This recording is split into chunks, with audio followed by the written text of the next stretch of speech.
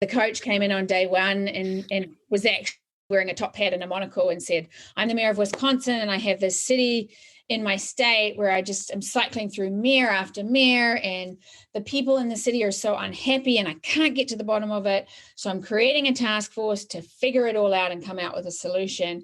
And we divided the kids into little teams and they were the task force.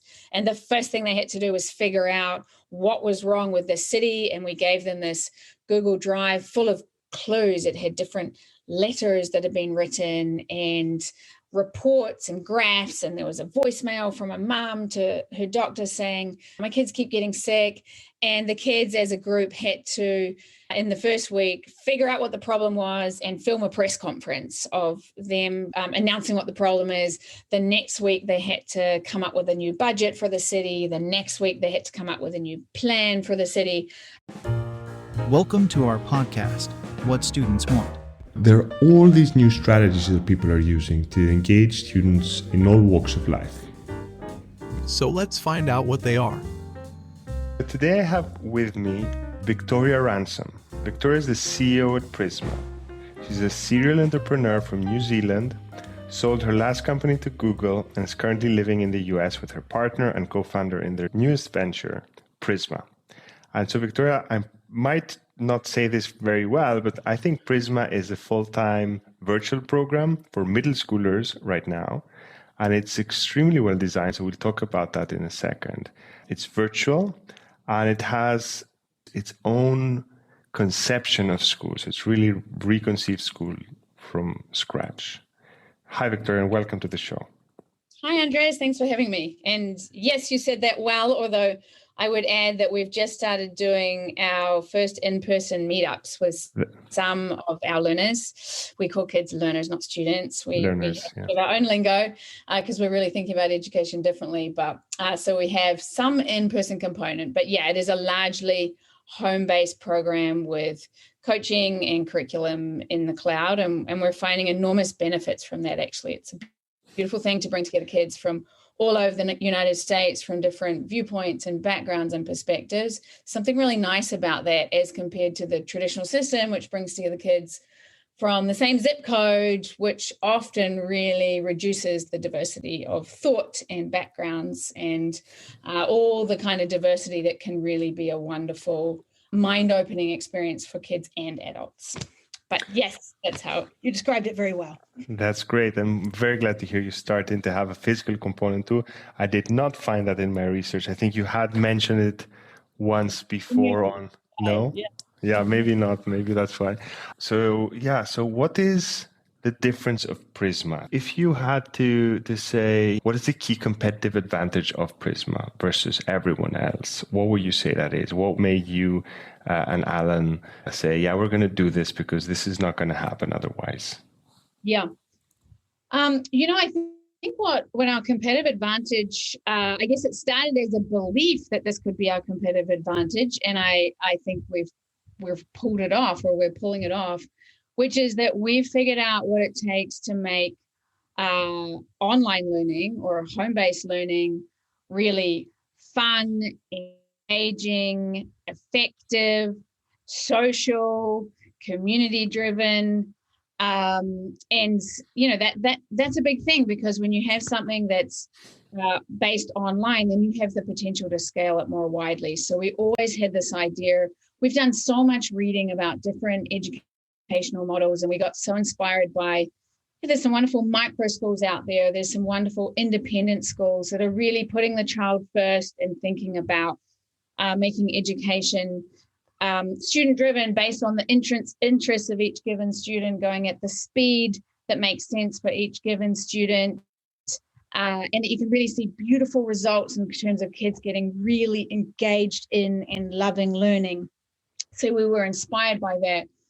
But what we saw was so many of these models were one-offs or two-offs, in often private school models, so very unaffordable to most families. And it was just hard to see how this kind of education could reach large numbers of kids. So we wanted to see if we could take those kinds of student-driven, foundation of let's get kids to love learning. Let's prepare them for the kind of world they're going to live in, but let's do it in a way that could scale and could be more affordable to kids. And at a time where the national narrative is that distance learning is terrible and kids are struggling and parents are underwater because they have to spend so much time helping their kids, we've come up with a model where kids are really happy and really thriving in a way where they haven't before. I can't tell you how many we ask the kids for feedback all the time, and I could show you a whole page of quotes of kids saying, I love school. I've never loved learning this much. I'm really pushing myself in a way I haven't done before. But coupled with that, we're doing it in a way where parents do not have to have a heavy load. We surveyed our parents and the majority said they're spending less than an hour a day supporting their Prisma kids. So we think, that's become a real competitive advantage for us. And I think one of the things that helped us to get there, aside from, being a little crazy and deciding to launch a school in the cloud, was that we put together a really diverse team. So we have very experienced educators, but from different backgrounds. Some have come from a more traditional background. Some have come from very much a self-directed learning background. And we've coupled that with entrepreneurs and product developers and people with deep expertise and user experience. And I think when you get together lots of different perspectives, all driving towards a sort of common passion and mission, it can create great things. And yeah, we're really excited by the results that we've seen so far in terms of kids being really driven and excited. So we'll get to dig into the curriculum framework that you've created in a second, because it's extremely well designed. But before we get there, I want to understand, like, you've put together this great diverse team. You have this focus on learners first and all the things you described. What is, one thing that you think very few people would agree with you on? I think one thing that we really deeply believe that I don't think is the common view, certainly not across the traditional school system, is that young kids are fundamentally more capable of being independent and self-motivated and self-directed and owning their education than I think the school system is designed to give them credit for, and than a lot of parents give kids credit for. I mean, if you look at the school system, it's really designed to tell kids what to do, when to do, the bell rings and they respond. It's designed to encourage conformity, coloring within the lines. And we've tried to take away a lot of that control and a lot of those guardrails. And we've seen kids really flourishing, and some very quickly, I think, flourish in that model. Others need to unlearn what they've been taught by the school system. But across the board, whether it happens quickly or more slowly, we're just seeing that kids are a lot more capable of independence and making choices and managing their education and working really hard for the sake of work, delving deep into a topic that they're interested in a way that I'd say that's not the common viewpoint for many educators or parents. I've seen, looking through your website, I've seen this concept that you use, which is called hard fun. And I actually believe that, deeper learning is really hard. And what's hard is to actually get kids to enjoy it, because it's harder than memorizing. I think that's maybe one thing that I believe that other people don't, that deeper learning is actually harder than, the kind of memorization type of learning, which is more of a, McDonald's type of learning. But you kind of somehow get to that hard fun concept. Can you talk a bit about that? Yeah, absolutely. So first of all, I have to say that we didn't come up with that term hard fun. It's credit goes to Seymour Papert, but I really love the combination of those two words. And it's the idea that learning, first and foremost, should be fun and enjoyable, because it's hard to get the best out of kids if they're not excited and enjoying what they're doing. But that doesn't mean you need to make it easy. And I think a lot of people would put those two words together, fun and easy. Or if it's going to be fun, then you have to make it easy and lightweight. No, I think Seymour Papert, and we would agree, would say the opposite, that if you make it fun and hard, that's where the magic really happens, because we all enjoy challenging ourselves, and that sense of accomplishment that comes when you really put hard work into something. And so we have a very strong foundation. There's sort of two really strong goals that we have at Prisma. One is to make learning really fun and enjoyable. The other is to prepare kids for the 21st century. So we'll talk more about that. But, we're coupling this idea of making learning fun with let's make sure we really expect a lot out of the kids. And I think we're managing to get kids excited about working hard and putting a lot of effort in by making learning feel really relevant, so that the kids are never sitting there saying, why am I learning this? When will I ever use this in my life? And we do that by sort of applying the learning that the kids are doing to real world issues and to topics that will feel really relevant to them. And also by giving a lot of choice, so that, hopefully no kid is ever having to work on something that they're not interested in. And we provide freedom so that there's always a way to weave in the particular passions that a kid has. We have one learner in our program who I would say, learning doesn't come super easily to that child. And I would say if you talked to her a few months ago before coming into Prisma, she would have probably said school is not her thing, but she is deeply passionate about baking, and she is incredible about baking. So it's amazing the way that we've been able to weave into her writing, into her, she created a website recently, and it was a website for her bakery. And so she had to do a lot of writing, a lot of research. She had to think about the business model for her bakery. There was pricing, all the learning that came into something she was really passionate about, I think is how you can unlock that, that excitement about learning and the willingness to work really hard. The other thing that's really critical, I think, is our coaches and their ability to form really strong relationships with the kids, which they do, to motivate them, and to, like I say, to just know the kids well enough that they can, if the excitement's not there when one of our learners sort of enters into a particular project, then find a way to bring in that learner's particular interest to unlock the excitement. And then I would say, just when you've got a bunch of kids that are excited about learning, that are positive about learning, that rubs off on other kids. So there's sort of peer pressure culture thing in a very healthy way that I think is going on.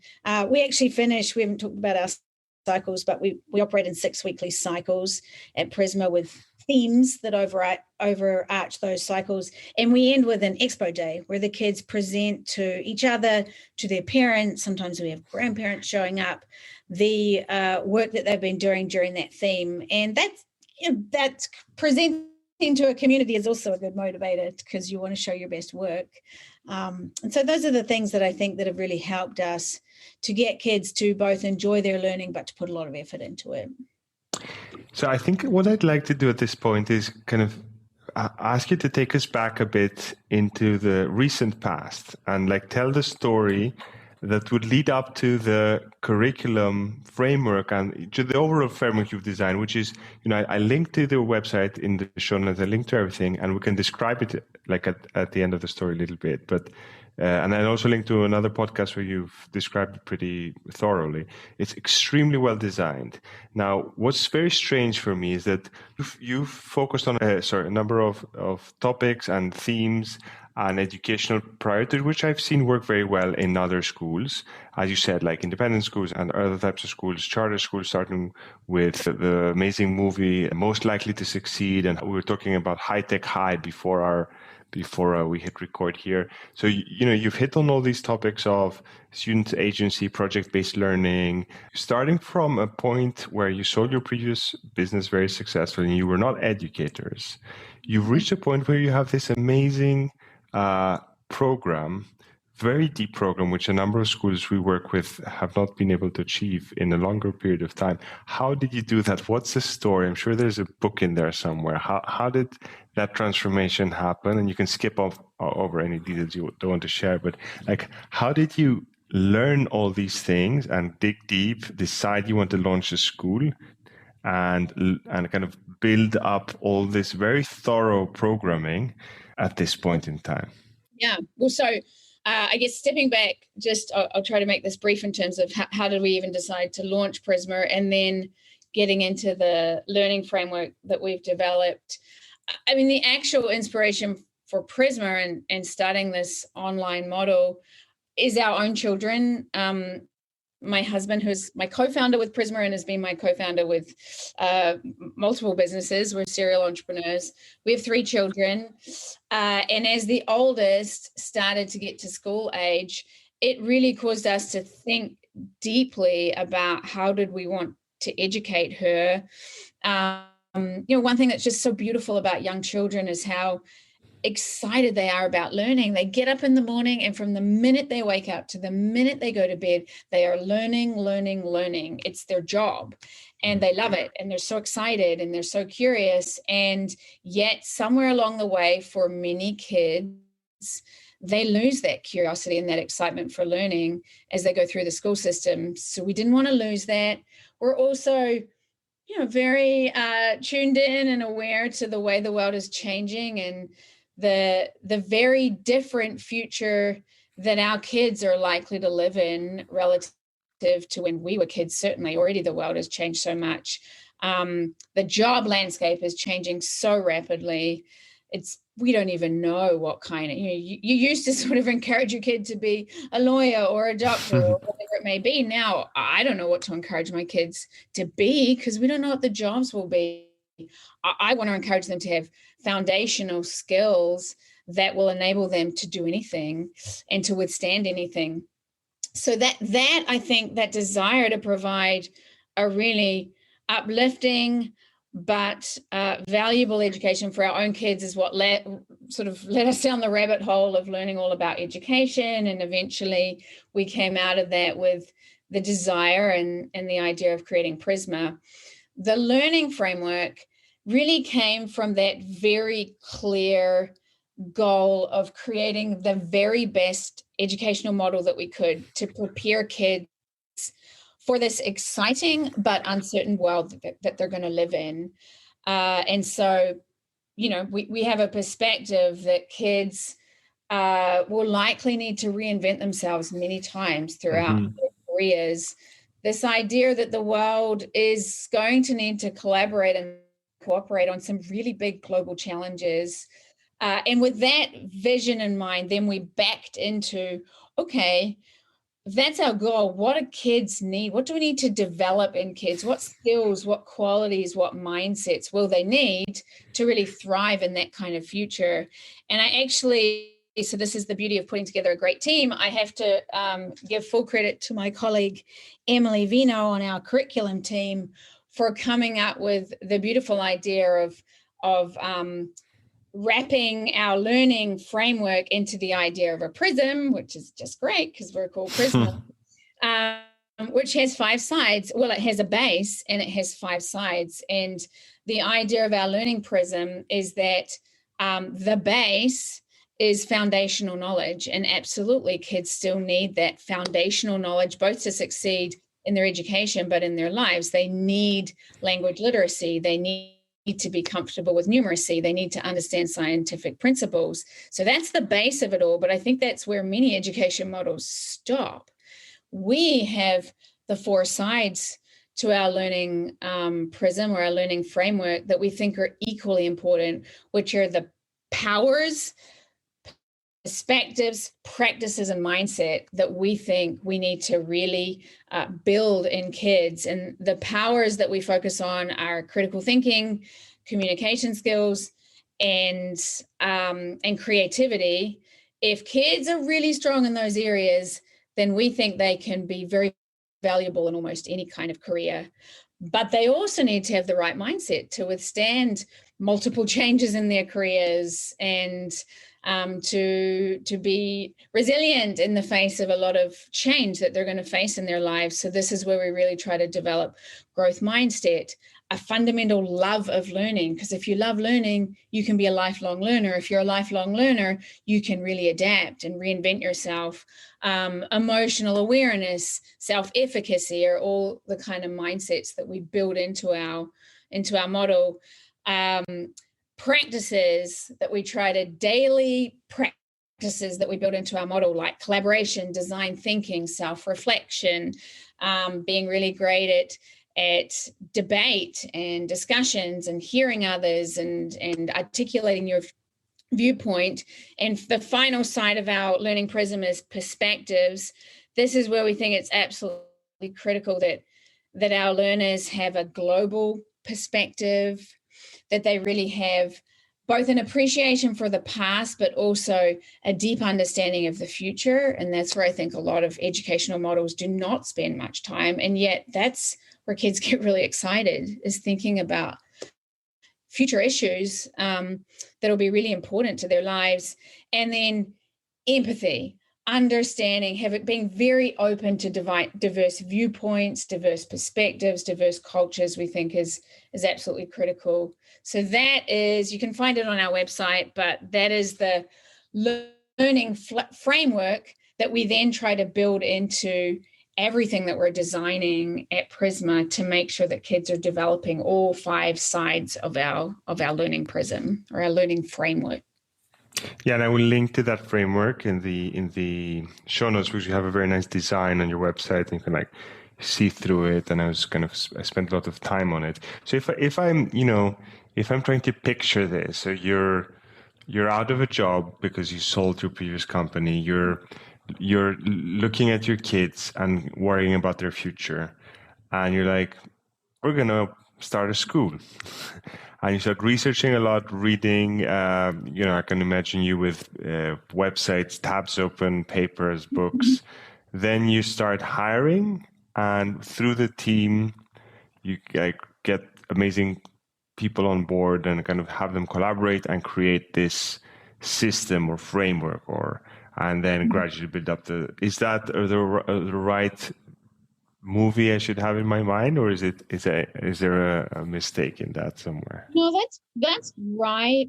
I mean, there's sort of a 2+ year research phase here of learning and thinking and trying to figure out the educational model that we believe in the right way to deliver it. And then I would say the fast forward part of this is that in March, it became clear to us that education was about to go through a big disruption. And we thought, okay, enough research, enough thinking, we've just got to do this. And so there was a very long planning, thinking phase, and I would say a very quick, accelerated execution phase, where in late March, Alan and I said, okay, let's do this.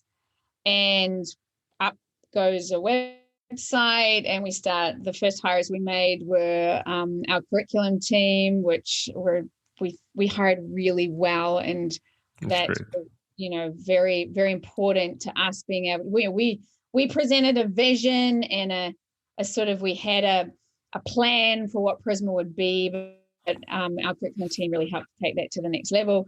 We simultaneously started hiring coaches, and there's just, it blows my mind, really. I've said this a couple of times since. Entrepreneurship is such a cool thing, because you start with an idea and then you put a few people together, and you got to hire well. You got to make sure those are the right few people. But with an idea and a few people, it's amazing what you can achieve in a short amount of time. And turn something into reality. It's a beautiful thing. And that's what we did between late March and the beginning of September.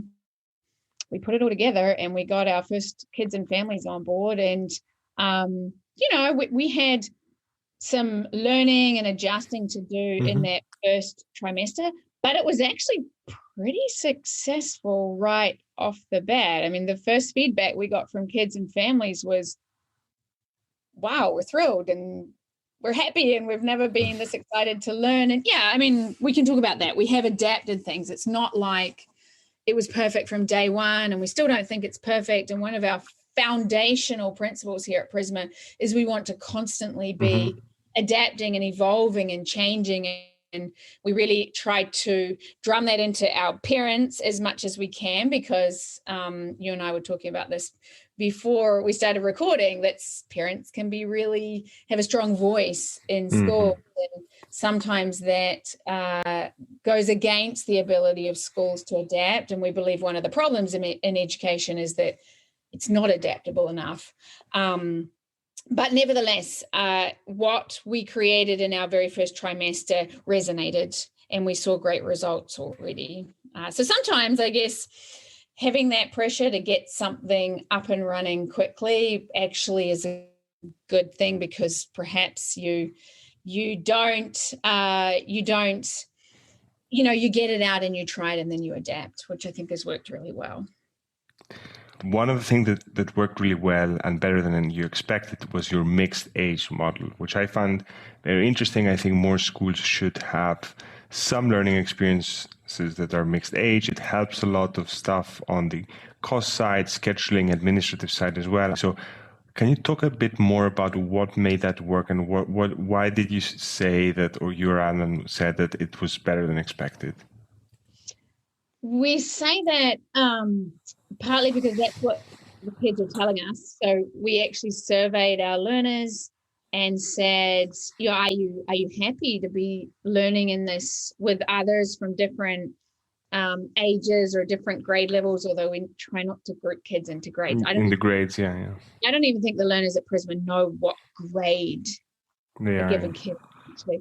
I mean, we wanted mixed age because there's a lot of research out there that shows that that's can be really valuable, and the kids that kids are able to teach kids often in using the words and the language that makes other kids really understand a concept in a way that they don't get it when perhaps a teacher or an adult is teaching it to them. On the other hand, when a child is able to teach something to another child, that really both instills it further in that child's own learning and also makes them feel really great, right? They're able to be helping each other. So we started with a belief that mixed age would be, we believed in that, but we've asked our learners in a survey, and the vast majority said either they love it just the way it is, or they would want even more mixing of age groups. So that is where we felt, okay, if the kids are really liking this, we think this is a successful way to go.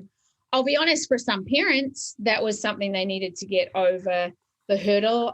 One wonderful family we have in the program has a 4th grade girl, and they were really concerned about her being around older kids. And her dad actually just wrote to me recently and said, we really believe in the mixed age model, and their daughter actually ended up developing a really great friendship, sort of mentor relationship with an 8th grade girl. They found a lot in common, and I think he's seen really the richness of what can happen when you mix kids of different age groups.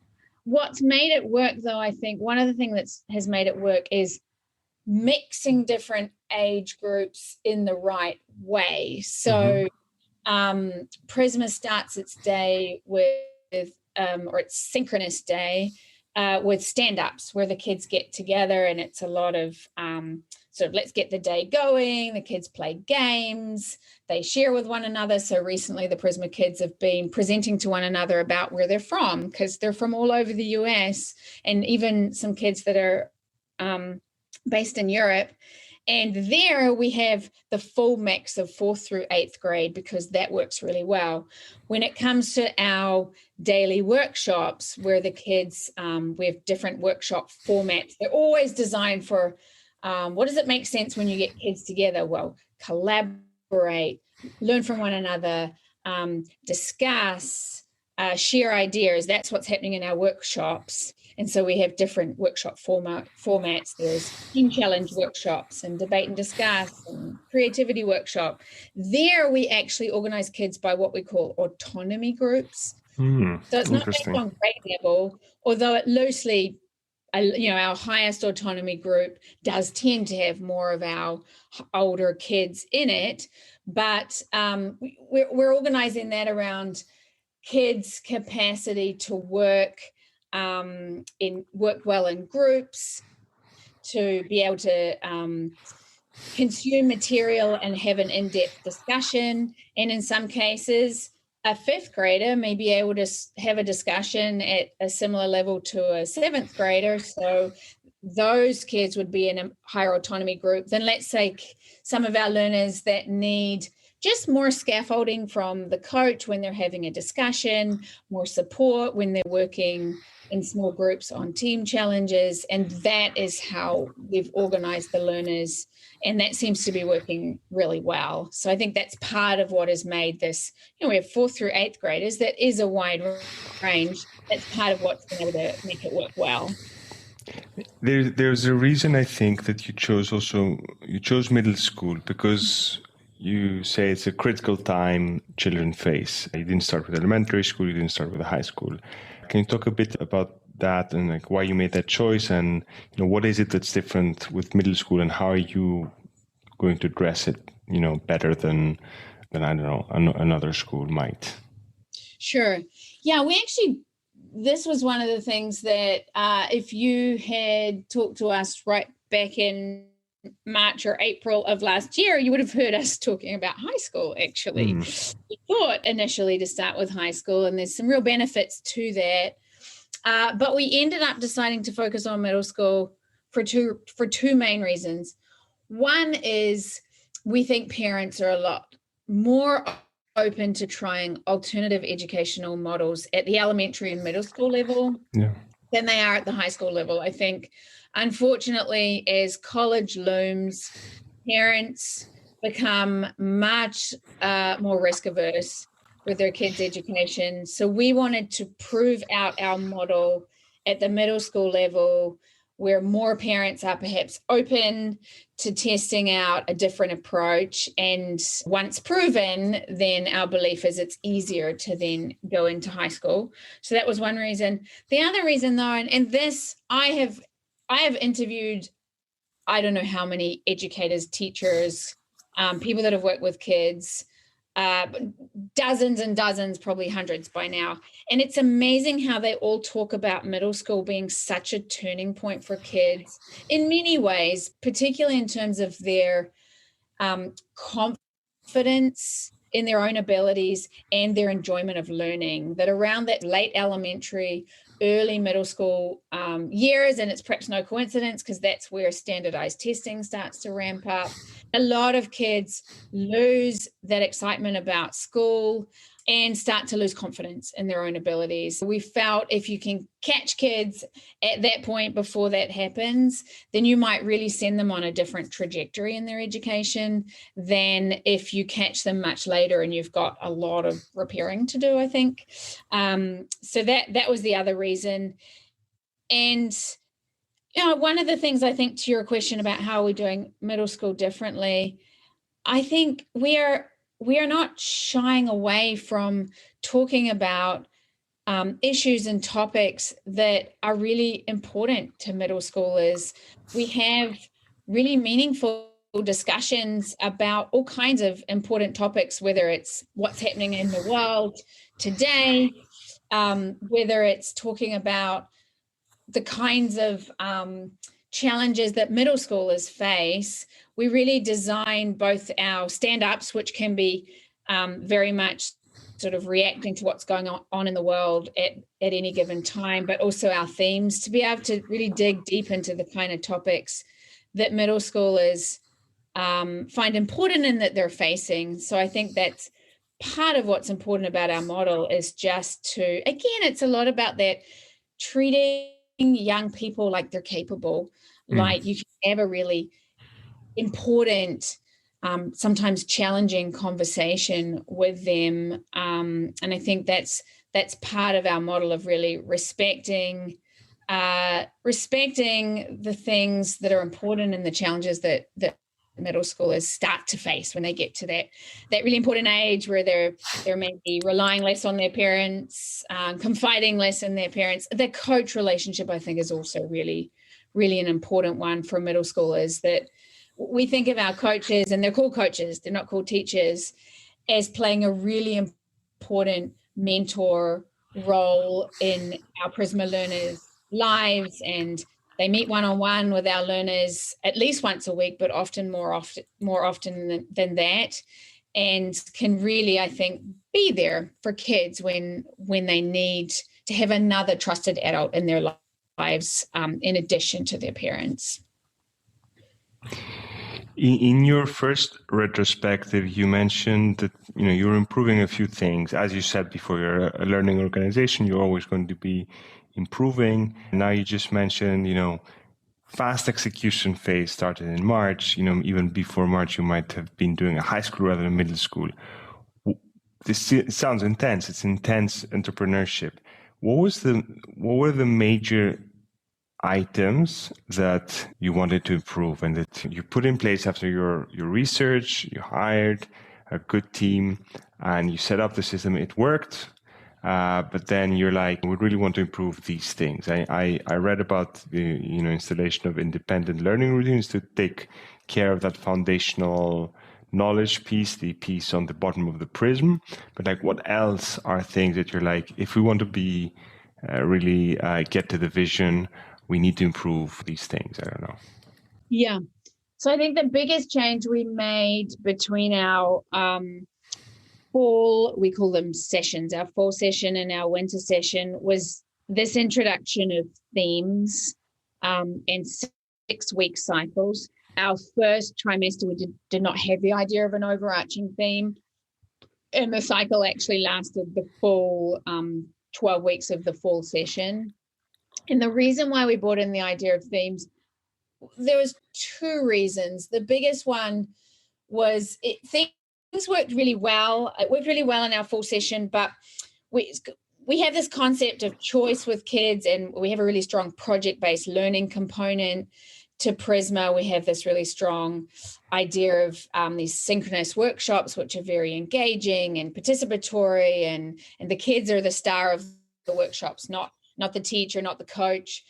So all of that existed in the fall, but different learners were able to choose from a wide range of projects that they could work on, and there wasn't a lot to tie it together. So our synchronous workshops weren't necessarily really tied into the projects that the kids were working on, and the different projects that the kids were choosing from weren't necessarily tied together in an overarching way. And we felt like that was a lost opportunity.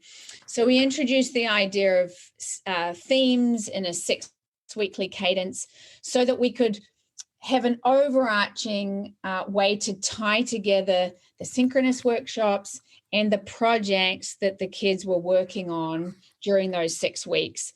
The other thing we really liked about the idea of bringing in themes is that we could, again, with this idea of making learning relevant, really delving into topics that kids are really excited about, themes provided a really great vehicle for that. So to give you an example, the first 6-week theme that we did with the kids was Cities of the Future. The kids actually voted. That was the theme that they wanted to start with.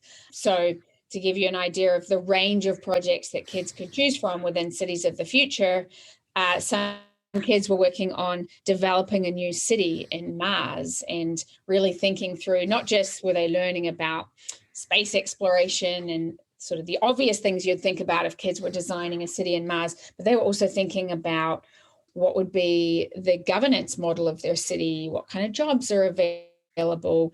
Other kids were working on art in cities and the importance of public art in cities and coming up with their own public art piece. Others were looking at green building techniques and really digging into that and designing their own environmentally friendly building. We had kids doing that in Minecraft. We had kids doing that with physical materials.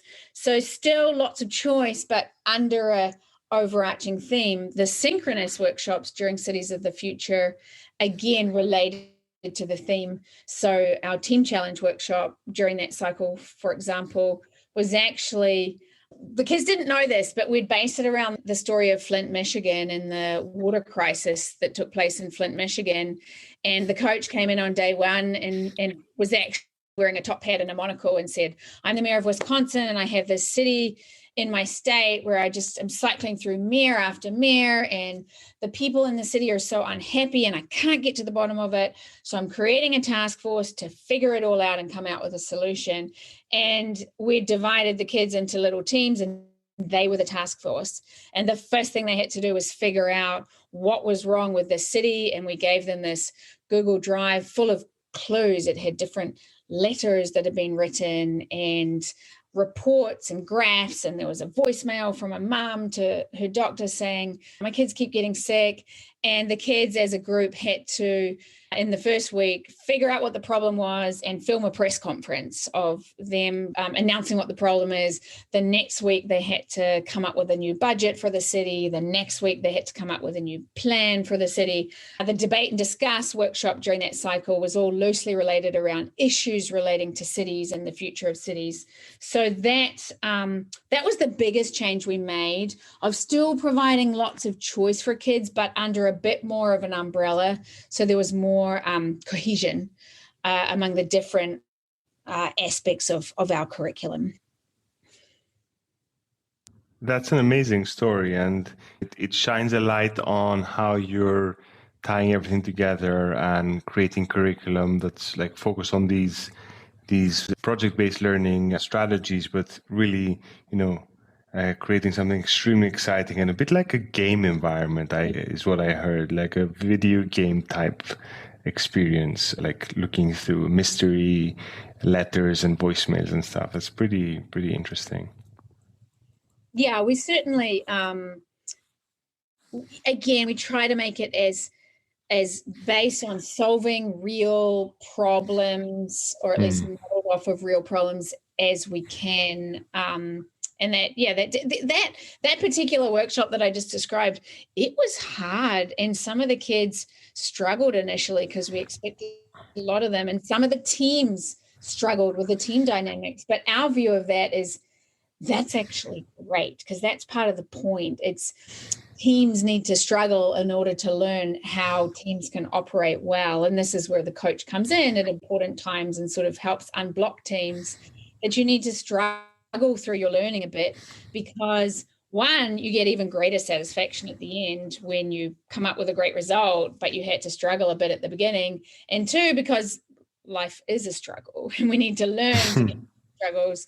And so again, that's a bit of an example of that hard fun. It was fun because it was fun because the coach was in this persona the whole time, and there was all these clues, and they were creating a press conference, but it was hard work too. They were really hard. I have so much to ask, which I'm not going to have the time, because I'm mindful of your time. Maybe we do a second episode at some point about how you train the coaches, how you design these experiences, like you mentioned college, how you think about college. There's just two questions I do want to ask before we wrap up. One is I think a smaller one, and one is a bit of a bigger one. The smaller one is your use of technology. So I see you recently unveiled a product, Prisma Live, which is a bit like Zoom, but much better. And just the screenshots I saw was a lot of fun. So I'm sure kids will have lots of fun using that. But I found it's, and I linked it in the show notes, that you put a lot of thought into it. So it's not just a product like a nice shiny wrapping for a Zoom-like technology. It's more of, how learners interact together in the, and you're using the word asynchronous a lot. So I'm sure you've kind of have a bit of a thought on how technology plays a role in creating your synchronous and asynchronous experiences at Prisma. Yeah, so we do divide our model into synchronous time when the kids are all together, and asynchronous work where they may still be collaborating together, but they're not all live, together with their coach or with each other. And we've certainly, with our synchronous time, like I said, we try to make it as engaging, collaborative. It's all about when you bring kids together, what makes sense? Well, that they're interacting and they're learning from each other, and they're building and growing their thinking, and they're listening. And what doesn't make sense to us is that you get kids together and then they listen to a teacher lecture to them and they work independently on their work. That's not a good use of time when they're together. So we started with designing a technology product for synchronous time because I think we had more clarity around the needs. We are working now on technology solution to support our asynchronous program because I think we now have clarity around the needs there. But in terms of synchronous, the synchronous product, we really thought about a few areas. One is we wanted to make it as seamless as possible for our coaches to deliver a seamless experience. So imagine what it's like for teachers today teaching in Zoom. They're managing so many different things. They've got 5 different tabs open because they know they need to play this video at a certain point, and then they need to pull up this peer deck, and they're also managing chat, and they're managing learners that are trying to come in from the weight room, and they're also trying to take attendance. We've designed our Prisma Live product so that in advance, our curriculum team can basically create a timeline of how this workshop will go. And so the coach is not having to worry about when to play this video or pulling open this tab. It is seamless. And we've also designed it in a way where there is a lot of change happening visually throughout the workshop, because research shows that if you are staring at the same scene or the same face throughout a half-hour or 1-hour meeting, you get much more tired than if there's change happening on the screen. So that was one thing. The other thing is we just wanted to recreate. We found that live learning experiences can be just as engaging and just as collaborative and just as social as in-person experiences. But there are some aspects that are missing. So when we talk about, I talked about our expo day at the end of our 6-week cycles, and the kids are presenting to the Prisma community. It's so amazing to see what the kids have come up with and the support that's coming from the community. But it's hard to express that support in a virtual environment relative to a physical environment where you'll clap and you'll show your emotion. So we've tried to create ways to show emotion in Prisma Live. There's like an emoji shower that you can create. So, when someone finishes their presentation or during their presentation, you can show your appreciation in a very visual and fun way. The other thing that we worked on with Prisma Live is there's so much small group collaboration that's happening during our synchronous workshops. And so there's a heavy use of breakout rooms. I think all teachers are using breakout rooms a lot. And you think about a product like Zoom, the teacher or the coach in our case has to basically cycle through breakout rooms, sort of jumping in and interrupting what's happening, not knowing whether that particular room, that breakout room needs the coach's help at that moment or not.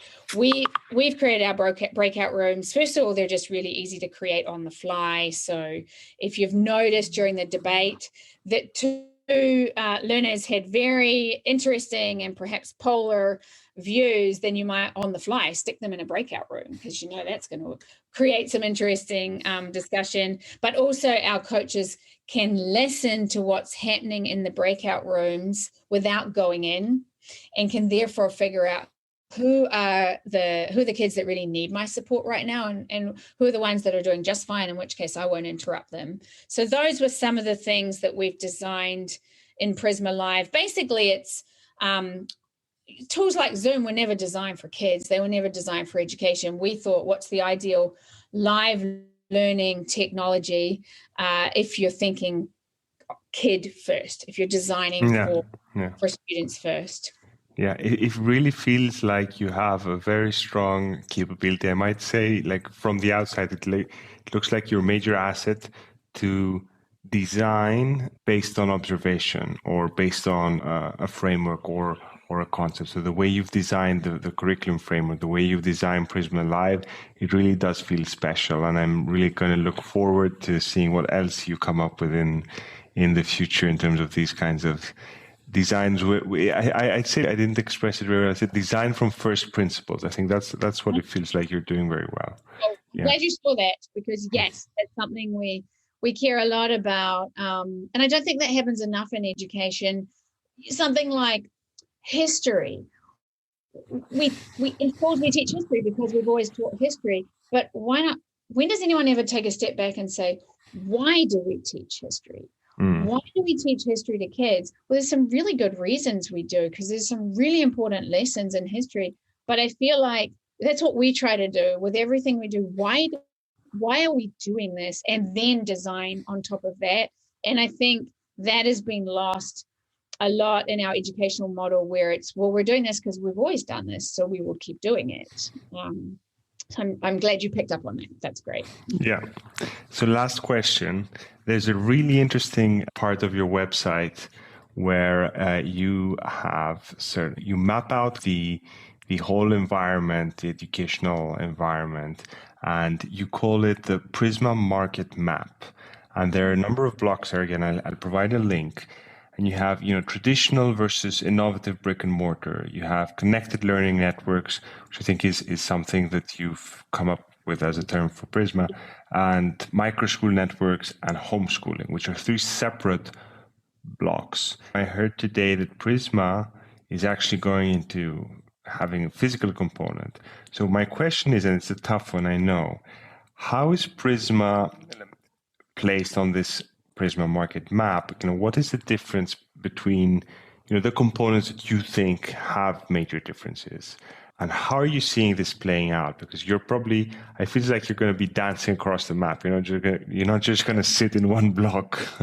So how are you looking at this map?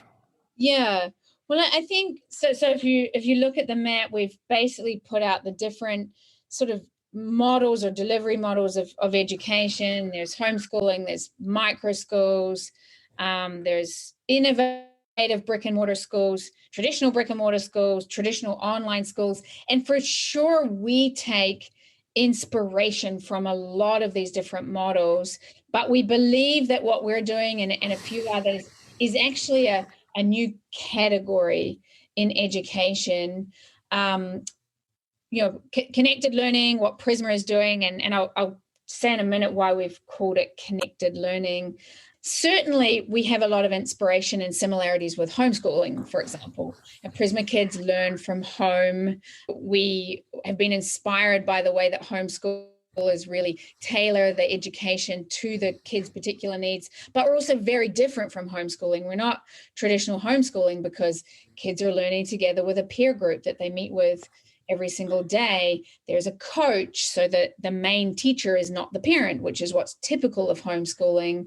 We have our proprietary curriculum. So we have got similarities with homeschooling, but we're not the same as homeschooling. Mm-hmm. We've got similarities with online schools, certainly, because our model is being delivered online. But if you look at most online schools and where online schools came from, it was taking traditional schooling, so lectures and grades and textbooks, and bringing it into an online context, delivering it online.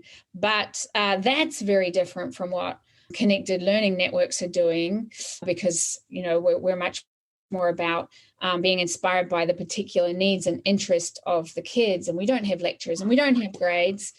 And then we have a lot of similarities, I'd say, with some of the most innovative brick and mortar schools in terms of project-based learning and self-paced learning and mixed age groups.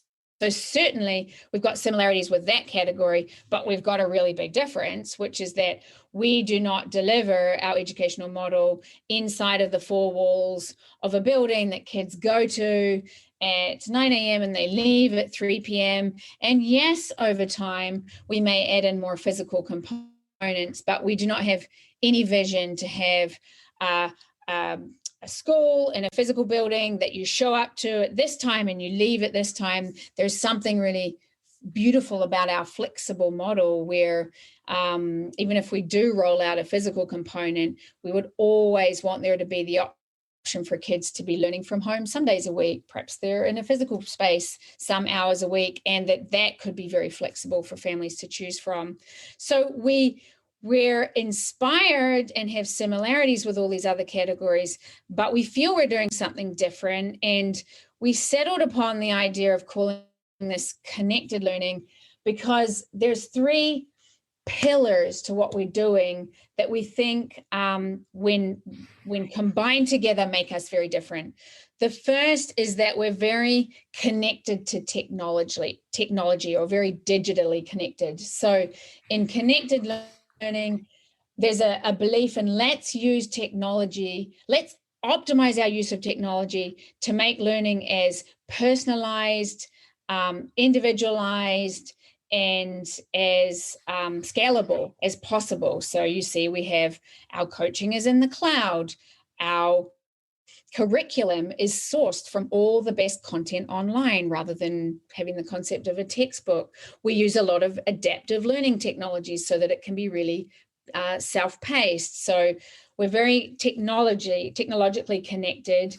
Connected learning is very globally connected. So I said this earlier that it's interesting that the education model is actually one of the most sort of hyper-local models that you can think of, where kids go to school with other kids in a very narrow geographic range. And there's obvious reasons for that, but we think that's a real loss in terms of sharing of ideas and experiences. So we're very strongly rooted in this idea of there's real benefit that comes when you allow kids to mix with others, not only from their own country, but our vision is that this would be kids mixing globally. And finally, we have a strong pillar of being very personally connected. So very connected to the personal interests, pace of learning, goals of each and every child. And the fact that we're, technologically connected enables us to do that. So that those 3 pillars is where we came up with the idea of connected learning networks. And connected learning is actually we did not come up with that term. That has existed for a while, but we're really taking it to the next level, I think, in terms of having a vision for an entire educational model that is built around the idea of very connected learning, connected to the needs of the individual, connected to each other. And so that is our market map that you can find on our website, and that's where we believe we're creating a new category. Victoria, thank you very much. I could talk about these things for another hour, but I think we can kind of wrap it up here for now. I'm going to link to your website. I'll also add yours and Alan's Twitter accounts to the show notes. Any parting words, and where else should people go when listening to this? If they're interested, the best place to start, I think, is at our website, joinprisma.com. We have a lot of information there, and you can sign up for an info session there if you're interested. It's very interesting, Andreas. We had this theory that as a result of COVID, obviously all you hear about is, families are struggling with COVID and what a disaster it's been for education. But beneath that, you're hearing these anecdotes of kids that have really thrived during COVID because they've been able to go at the pace that they wanted to go at, or because their particular learning style has just worked well in a distance learning environment. And they're saying it worked really well for us during COVID.